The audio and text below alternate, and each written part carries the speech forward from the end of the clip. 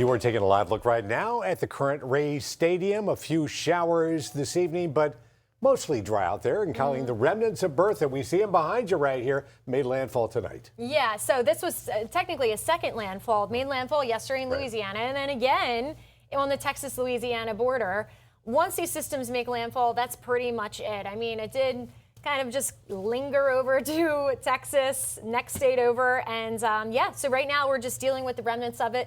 Most of the rain associated with Bertha is actually south of the center, and that's what we're seeing right now. So this is important for anybody that's in southeast Texas or south central Texas, especially the hill country, because they have been dealing with flooding recently. So this is an area that really needs to be watched. But again, the leftovers of Bertha right up here, all of that rain has been spread down to the south. And that's because we do have some shear change of wind direction with heights, upper levels of the atmosphere that's really coming in from this way. So that's kept Bertha really lining along the coast here. So main landfall over here and then a main landfall over here. So you get the picture. You can see that historical track. Satellite and radar, of course, we haven't had to worry about Bertha the last few days. It's been out of our hair, but we've had some choppy conditions out in the water because, of course, the wind leads to the waves and then the waves lead to the rip current. So still will have a little bit of a chop tomorrow. Just be careful if you're swimming.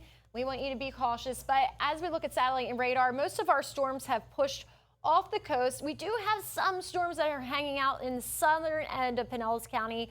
Think of Tierra Verde and some of those barrier islands. But everybody else pretty much dry here. We did have a nice storm move through the Hudson area, portions of Pasco County. And there's that storm I was telling you about right along the Skyway Bridge. Some of that rain just kind of pushing off the coast there. So that will be ending soon. Futurecast going into tomorrow morning, starting off nice and dry for your Friday. That's at 7 a.m. Let's go forward into about 3:30. Easterly wind takes over. So we will see some storms and showers too fire up a little bit earlier and tomorrow afternoon thanks to that easterly wind. Of course, it starts across the interior and then it will travel its way off to the coast.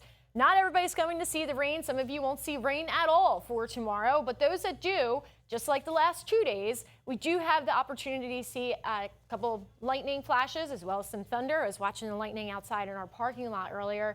And of course, a downpour. That's not out of the question, but nothing major here. Now going into Saturday, we have much of the same. This is Saturday, 5:30. Still have that easterly wind in place, but think of this as a transition day because we will start getting that westerly wind pushing in more, and that will be the change on the way for Sunday. Sunday, we have a flip-flop in the pattern, so this is Sunday just ahead of lunchtime, and notice the rain starts off over here. That's because we have the westerly winds taking over, so it starts off on the coast, and then it pushes across the interior, opposite of what we've seen recently. So going into the drought conditions, this is great. We're starting to chip away little bit by little. Last week versus this week, now some areas have actually worsened. That includes a portion of Hillsborough County, Polk County, Hardy, DeSoto. Small areas you kind of see look a little bit thicker with that extreme level of drought. But one area that actually saw an improvement would be a small portion of Pinellas County, thanks to the rain from Bertha. So some areas did actually improve.